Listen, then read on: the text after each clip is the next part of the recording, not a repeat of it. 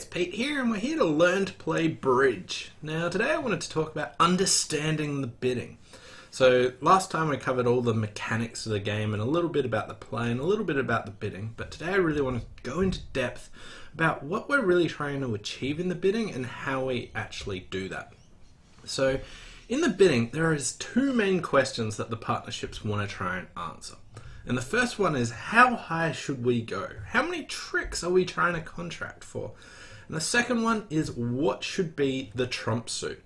What's the boss suit? And for this, we want to know, do we have a fit anywhere? Do we have eight cards between us in one suit? Because that's what we designate a fit. And then we've got the majority of the trumps, and we're happy to play with that. So those two questions, how high and what should be the trump suit? Bidding's like a language. Partnerships use a bidding system, and today I want to talk about the basic system called standard, which is played by the vast majority of people, and I'll cover sort of the fundamentals of it. And what we actually have to do is understand two principles before we get started. The first one is limiting your hand. So in the bidding, as a partnership, at some stage in the auction, you'll want to try and limit your hand. If you've started bidding, you want to try and limit your hand. Now, what I mean by this is put a narrow range on your points so that your partner may be able to judge how high you should actually be able to go. Or vice versa. You might put the narrow range on, or your partner might put the narrow range on. Then once you've put a narrow range on your point range, let's say 15 to 17 points, then your partner can work out, if I've got 10, then we've got between 25 and 27. So they can work out how many points they've got combined. Now, a reminder from last time, aces are worth 4 points, kings are 3, queens are 2, jacks are 1. So that's just like the easy way, like the first step to hand evaluation is understanding high card points. And the idea behind that is you work out how many points your hand is worth. In the bidding, at some stage, you'll limit your hand, or your partner will. And then, if you're the partner if your partner has limited their hand, what you do is you add your points to their range, and then work out how high we should go. Now, using this total points, how high should we go? So, there are certain bonuses where you get really good reward for bidding to. Now, the first one is the game contract, and this is the one that Bridge really focuses on because of the frequency of how often it actually happens. So you want 25 or more points to try and bid game. You want 33 or more points to try and bid a slam. And you want 37 or more points to bid Grand Slam. Now, Grand Slam is the 7 level. Slam is the 6th level, where you're trying to take all but one trick.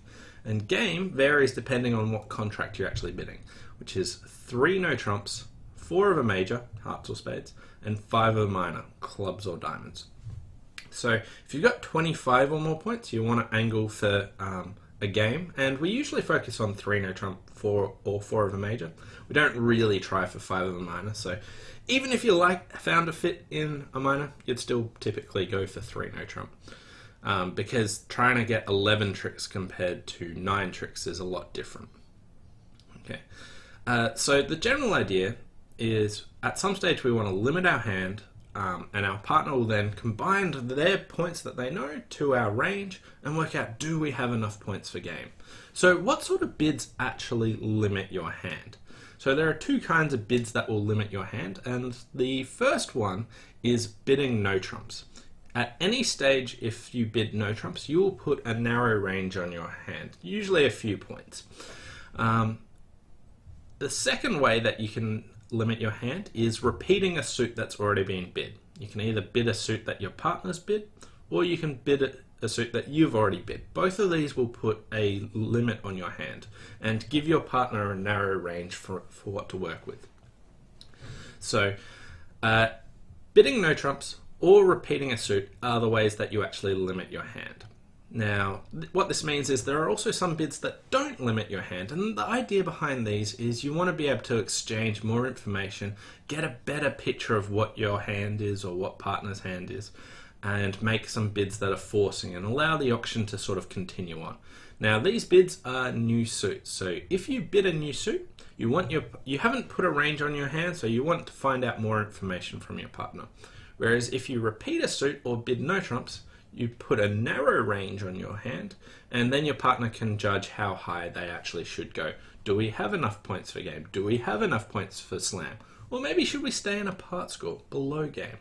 So this is the type of questions that you want to do by limiting your hand. And again, those two ways, bidding no trumps or repeating a suit. So that answers the first question of how we work out how high we should go using points. So we use points and we try and limit our hand and then look at that range to see how high we should actually go. The second question of what should be the trump suit, we want to try and find a fit. We want to try and find 8 cards between the two hands.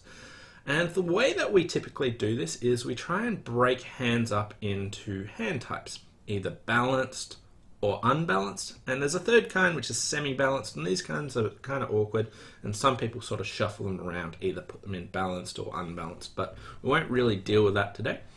But balanced hands, there are 3 hand shapes, and let's just jump straight into it and look at an example of this. So a hand shape is looking at all the cards that you actually have together, so of all the suits. Now there are 3 balanced hand shapes, and you want to try and remember these.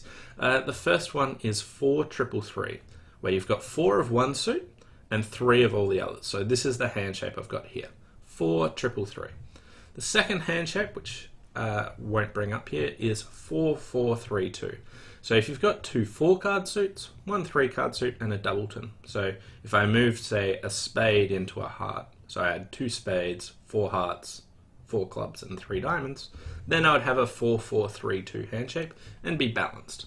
The third one doesn't look so balanced, but it's still considered a balanced hand shape, and that's a 5-3-3-2 hand shape, where if you've got 1 5-card suit, 2 3-card suits, and a doubleton. So those are the 3 balanced hand shapes. All the others are considered either semi-balanced or unbalanced, but if you just remember those 3 hand shapes, then you're pretty good. Another way of working out if you're balanced is if you look at your 2 longest suits, if you've only got 8 cards or fewer between them, then you're considered balanced. So here I've got 4 clubs and all the others are equal longest, so I can pick any of them, say diamonds. I've only got 7 cards, I'm a balanced hand shape. Now this works nearly all the time, so it's a good way to remember, am I a balanced hand shape or not? So if you add your 2 longest suits, and if they're 8 cards or fewer, then you're considered a balanced hand. There is one exception where if you've got a singleton, which is only 1 card in a suit, then you're considered unbalanced. But we won't get into that one too much.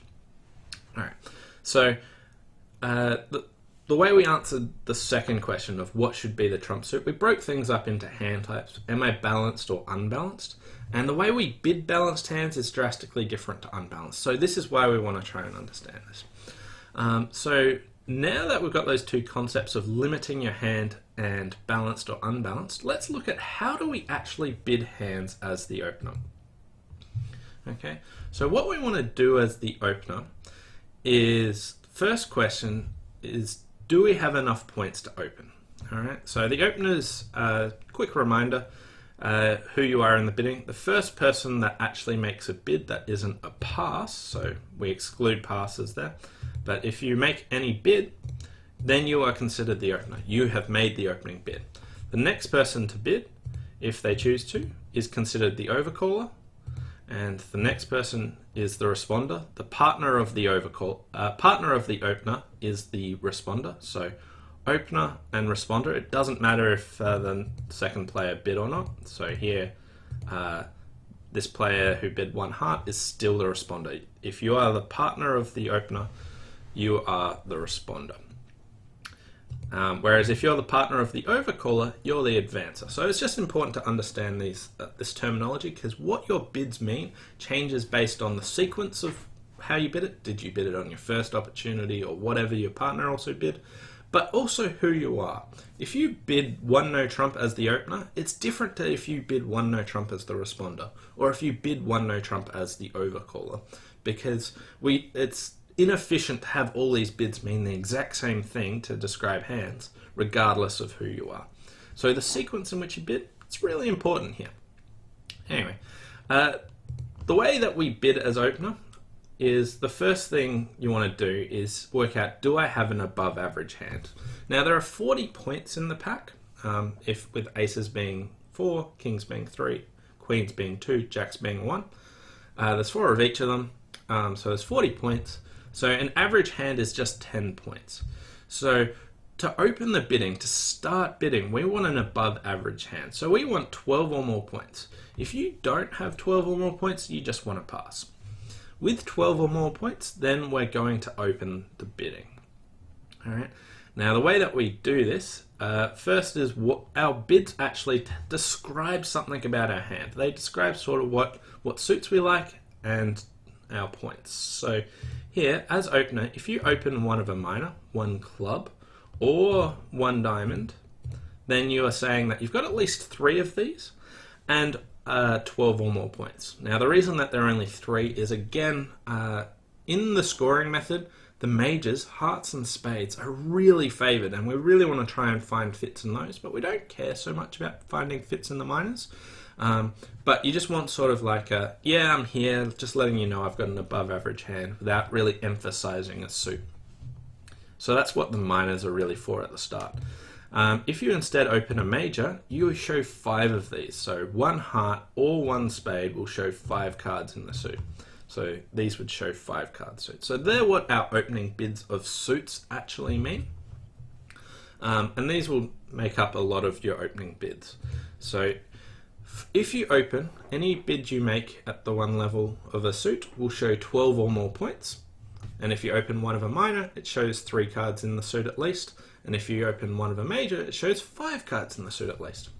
So the next thing I want to talk about is the thought process that I go through when trying to work out how am I going to bid a hand as opener, and think of it in a sort of 2-step process, like what's going to be my first bid and what's going to be my second bid. So the way I do that is, if you look over there to that flowchart, is the first question is, do I have 12 or more points? If I do, I'm going to open. If I don't, I just pass. The second thing I like to do is break it up into what sort of hand type do I have? Do I have a balanced hand shape, or do I have an unbalanced hand shape? Now, if I have a balanced hand shape, I then want to try and break my hand type up into different ranges. So what I like to do is call myself either minimum, medium, maximum, or extras. And there's different ways of bidding these hands for the different kind of point ranges that you have. So if you are minimum, you want to be able to describe this in a different way to if you're a medium hand or a maximum hand. So what we do as opener is, if we're a balanced hand, we try and bid no trumps on either the first or second round of bidding. Okay, and the order in which we do this changes what sort of point range we do. So if we're a minimum hand, and I'll describe the point ranges later, but if you're a minimum balanced hand, what you'll do is you'll open one of your favorite suit. If it's a minor, if it's a major, you still need 5 of them, so you might just open a minor anyway. If partner responds, then what we do is we rebid 1 no trump. So if we open something and rebid 1 no trump, or bid no trumps at the cheapest level as opener, this will describe a minimum opening hand. If we're even stronger than this, what we'd do is, if we're in the medium range, we would open no trumps straight away. So if we open 1 no trump, we've described a medium balanced hand. If we're a maximum balanced hand, what we do is we go back to opening at the 1 level, and when partner responds, we actually jump to 2 no trumps. So we jump in no trumps to show a maximum balanced hand.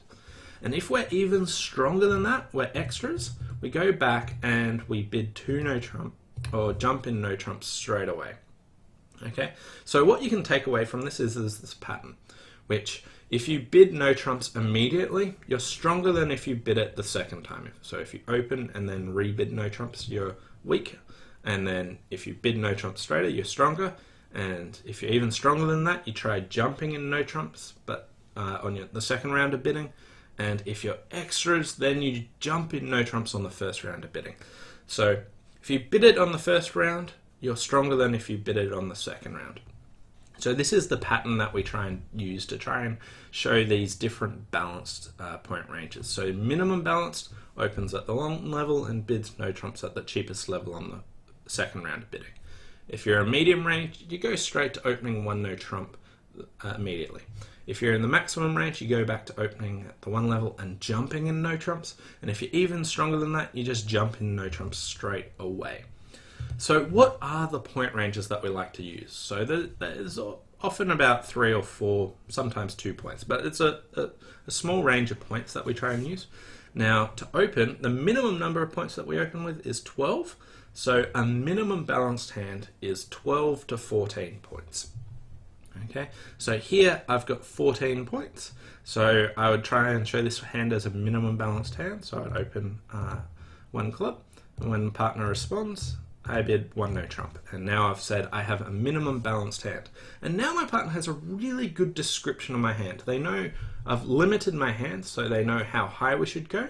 And I've given an overall picture of my hand that I'm fairly flat, and I've got a few cards in each suit, so they'll have a decent idea of what should be the trump suit if there should be one. So this bidding no trumps and describing a balanced hand is really effective for answering both of those questions. If I got another hand and was a little bit stronger, here I've got 17 points. So 17 points fits into the medium range, which is 15 to 17 points. So here I would open one no trump straight away and say that I'm a medium balanced hand, 15 to 17 points. If I'm even stronger than that, I'm then in the maximum range, which is actually 18 or 19 points. So to show 18 or 19 points with a balanced hand, I open one of a minor, my partner responds, and I jump to 2 no trumps to say that I was even stronger. I'm in the maximum range, and now I've described 18 or 19 points with a balanced hand, and my partner's really well poised to answer those 2 questions. And if I made my hand even stronger, 20 to 22 or 20 to 21, depending on people's ranges, would be in the extras range, and you get to open 2 no trumps straight away. So this is how you can show minimum, medium, maximum, or extras. So it's really powerful to be able to describe these balanced hands and understanding the order in which we do it, what level we do it at, and bidding it as opener. We can really describe our balanced hands really effectively. So the next thing I wanted to talk about is bidding 2-suited hands or bidding unbalanced hands. Now, if you have an unbalanced hand, what I like to do is break this up into, am I single-suited, 2-suited, or 3-suited? Because there's different ways to bid these hands. So what do I mean by single-suited or 2-suited? So if you have an unbalanced hand, the amount of suits that you have with 4 or more cards in it, that's how many suits you're considered to have. So if you only have 1 suit with 4 or more cards and you're unbalanced, you are single-suited unbalanced hand. If you've got 2 suits as an unbalanced hand, then you might have, say, a 5-4. So here I've got 5 clubs and 4 diamonds. This is considered a 2-suited hand. A 3-suited hand is when you've got 3 suits with 4 or more cards. So maybe you've got 4, 4, 4, 1, or 5, 4, 4, 0, or something like that. Then you've got a 3-suited hand. And there's different ways to try and bid all these different hands. Single-suited hands, what you tend to do is you open your longest suit and you'll rebid your longest suit, but it depends on if you're minimum, medium, or maximum. If you're minimum, you'd rebid your suit at the lowest level. If you're medium, you'd jump a level and show that you've got some extra points. And if you're maximum, you'd jump enough to go to game. So if you have a single-suited hand, remember limiting your hand. The second way to limit your hand was repeating a suit that's already been bid. So if you've got a single-suited hand and you open your longest suit and then repeat it, you'll be showing your points in that suit. And if you're minimum, you'd just bid it at the lowest level to say I'm minimum. If you're medium, you'd jump a level. If you're maximum, you'd jump again. With 2-suited hands, these are a little bit trickier. So what we actually do here is if you're a minimum 2-suited hand, what we do is we open our longest suit. You always want to open your longest suit. And when partner responds, what you want to do is choose the option, like you look at your 2 suits and you want to bid the cheaper option. So here I've either got clubs or diamonds. Now, I could either bid 2 clubs or bid 2 diamonds. Now, in the minimum 2 suited unbalanced hand, you want to bid the cheaper option. So here, 2 clubs, it keeps the bidding lower. So by cheaper, I mean what conserves the most amount of space. So even though I don't mention my diamonds, I would just repeat my suit like this. And I haven't bid no trumps, so I've said that I'm a minimum unbalanced hand, and I've got clubs. I haven't really mentioned my diamonds here. If I moved up a point range into a medium or higher hand, you would always mention your other suit. So here I would open 1 club, and when partner responds, I would bid my other suit. So here I've got diamonds, so now I can bid 2 diamonds. All right. So this is how you can bid 2 suited hands. If you're minimum, you open your longest suit, and you bid the cheaper of the 2 options. You look at your 2 suits. What would keep the bidding at the lowest possible level, and you do that. Whereas if you're medium or higher, you'd open your longest suit and then always bid the other one, regardless of which one's cheaper or more expensive. So let's look at another example here. So here I am minimum unbalanced hand, so I'd open 1 diamond, and I want to look at the cheaper option. So here I've got clubs as my second suit, and I could either bid 2 clubs or I could bid 2 diamonds. 2 clubs is cheaper, so I'll do that. All right, so this time I have bid my other suit, and if I'm stronger with this same pattern, I would actually bid it the same way. So I'd open 1 diamond, partner responds, and I would always bid my other suit, regardless of whether it's cheaper or not. So here I bid 2 clubs as well. And you'd think, I haven't actually differentiated out my point range here, and you'd be right. But here we're bidding new suits, we're keeping the bidding alive, and it's most likely our partner will describe their point range to us, and it'll be that we get to choose how high we should actually go. So with 2 suited unbalanced hands, if you're minimum, you open your longest suit and then rebid the cheaper option. If you're medium or higher, you open your longest suit and then always bid your other suit. Now you might not have shown your extra points, but your partner will probably limit their hand, and then you'll be the one that will decide how high you should typically go. So that's bidding as the opener, just the fundamental ideas of it. We talked about bidding balanced hands, bidding single suited hands, I've touched on briefly, and bidding 2 suited hands. Bidding 3 suited hands is very similar to 2 suited. So next I want to talk about bidding as the responder. So this is when your partner opens the bidding. What are we meant to do here? So when our partner opens the bidding, we are now considered the responder. Now, to open the bidding, you need 12 or more points. To respond, we like to keep the auction alive a lot of the time and allow it to escalate possibly, but what we need is 6 or more points to try and keep the bidding alive. If we have 6 or more points, we are going to take a bid. If we don't have 6 points and we've got 0 to 5, then we'll pass. Okay. So the first thing we do as responder is always check, do we have a fit for partner? Do we have 8 cards combined? Now, when partner opens one of a major, 1 heart or 1 spade, do you remember how many cards that they showed in those suits? They'll have at least 5 for that. So we only need 3 cards before we have a fit. So here, when partner opens 1 heart, we know we want to play in hearts because we've got 4 card support. We only needed 3, so we want to tell partner we like to play in hearts, and we're going to do something called supporting them. So here we'll raise hearts. Now, if you find a fit, you want to tell your partner by repeating the suit that they've already bid. Now, if you're going to support partner and you're the responder, if you're a minimum responder, we just want to support partner at the lowest possible level. So here, bid 2 hearts. If we're a medium responder, we would jump a level, so we'd jump to 3 hearts. If we're a maximum responder, we'd go to 4 hearts. And if we've got extras, then we might be interested in slam, and we'd want to find out if our partner's got some extra points. So we'd do something a little bit funny to try and get our partner to limit their hand to wonder if do we have slam on. So I won't really delve into that just yet. So for supporting partner, if you're minimum, medium, or maximum. Minimum, you raise to the lowest possible level. Medium, you jump a level. Maximum, you force to game. So if you've got, so what are these point ranges? So if you're minimum as responder, that is just 6 to 9 points. Between 6 and 9 points is a minimum responder. Anything lower than 6 is you don't respond, you pass.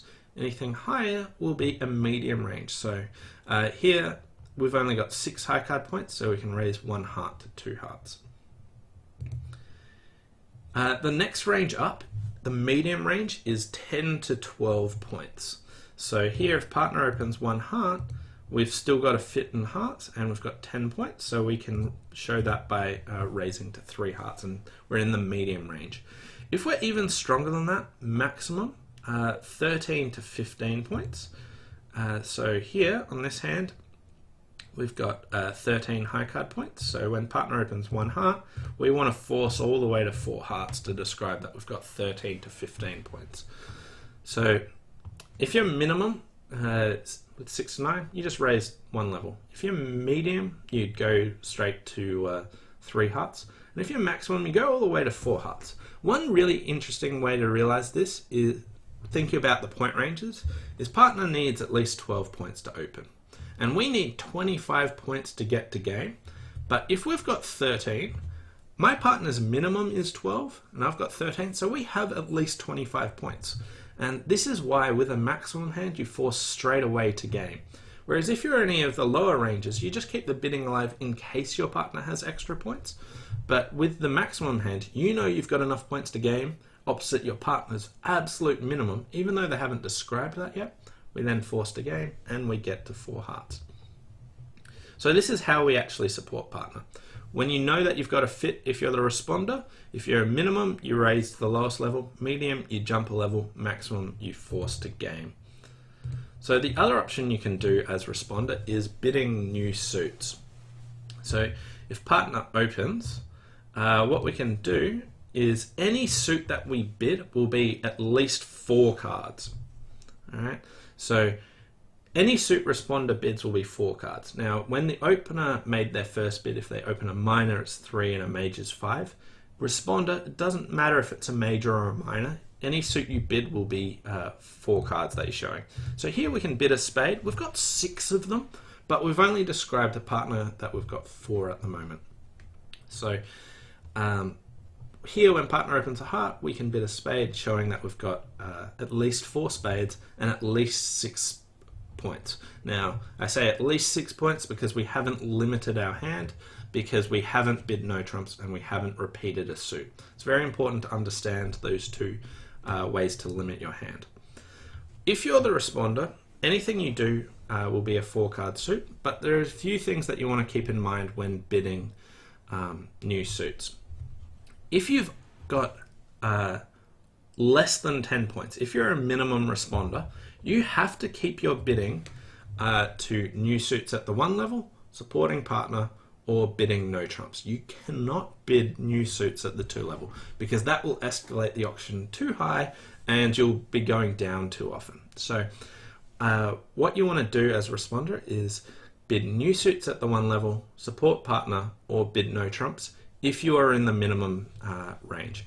If you're anything higher than that, you can bid at the 2 level, or you can bid at the 1 level, or you can jump in no trumps. So let's look at an example here. So here, if partner opens 1 heart, again, we can just bid 1 spade and say that we've got 6 or more points and 4 or more spades. If we bring up another example, and here partner opens 1 heart.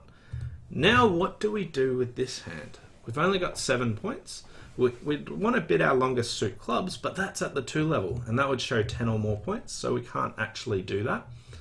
And we can't support partner, and we can't bid spades. So what do we do with this hand? We actually bid no trumps. Now, when responder bids no trumps, they are not promising a balanced hand. It's when opener bids no trumps on their first or second bid that they promise a balanced hand. Responder doesn't do that. They're just describing that they're in that minimum range, 6 to 9, and they don't have a fit for partner, and they don't have spades, because otherwise they would have bid it. It's really important to think about what options did your partner have and what didn't they do. Anyway, there's the general thought process that the responder goes through. Do I have 6 or more points? Secondly, do I have a fit for partner? If so, let's support them. Am I minimum, medium, maximum? Then if you don't have support, you go, am I a minimum responder? Okay, I can either bid a new suit at the 1 level or bid a no trump. Or if I'm a medium or higher responder, I can bid a new suit at the 1 level or a new suit at the 2 level, or possibly jump in no trumps. Anyway, this is how the responder bids. And these are the main things I wanted to cover today with bidding as opener and bidding as responder. There's one final thing that I wanted to talk about in bidding, which I haven't covered yet, which are a couple of bids that will come up from time to time, which is double and even redouble. So if your opponents are the last to bid, so here where it goes 1 heart, if your opponent's bid, you can use a bid called double. Okay, so double is a bid you can make if your opponents were the last person to bid. If your partner was the last person to make a bid, you can't double your partner. So if I wanted to bid here, double is not one of my options because my partner was the last person who actually bid. But if the opponents were the last to bid, you can use a double. And then if the last bid your opponents made was a double, you can also use a redouble. So these are certain bids that come up in parts of the auction. Redouble is extremely rare. I won't go into what the meaning of that is, but doubles come up a fair bit. Now what doubles used for is saying, partner, I want you to bid, but I don't know what to bid because I've got a little bit in all the other suits and I've got a shortage in their suit. So if you had a shortage in hearts and you've got at least 3 cards in all the other suits and some points, you could make a double saying, partner, I want you to bid. Please take this out. It's called a takeout double. Now, takeout doubles are the most common variety, but at really high levels, they switch over to penalty doubles, where I want you to pass this, and we want to up the ante because I think the opponent's made a mistake, and I want to get a really good score for this. And the stage at where they switch over is 4 spades. So if it goes 4 spades double, then it says, partner, they're in trouble. I want you to pass. I wanted to up the ante. Lower than that, double says, partner, please bid. I want you to try and bid something and find out, like, I've got support for all the other suits. Please tell me what your favorite suit is. So that's just a little bit about doubles. Anyway, that's all I wanted to cover today. We talked about high card points and levels, and also limiting your hand and splitting your hand type into either balanced or unbalanced hands, how we bid hands as opener, how we bid hands as responder. Just touched on doubles there, and this hopefully gives you a good overview of how a bidding system works and what we're trying to achieve. And this system's called standard. There are lots of other different systems out there, and different partnerships will play different systems, and as you keep playing, you'll understand how these systems vary from yours. And then there are also things called conventions. People tack on little bits of artificial bids. There's nothing saying that if you bid a heart, you have to say that you like hearts. People can have whatever meaning they want for any bids they have, but the opponents are entitled to know. Now, conventions are there to make some things just a little bit artificial because they want to try and solve certain problems. And as you go on, you'll learn some of these conventions, and I hope you enjoy your journey into learning bridge and understanding how the bidding language actually works. Thanks for watching. If you enjoyed this, please subscribe, and I'll see you next time. Bye for now.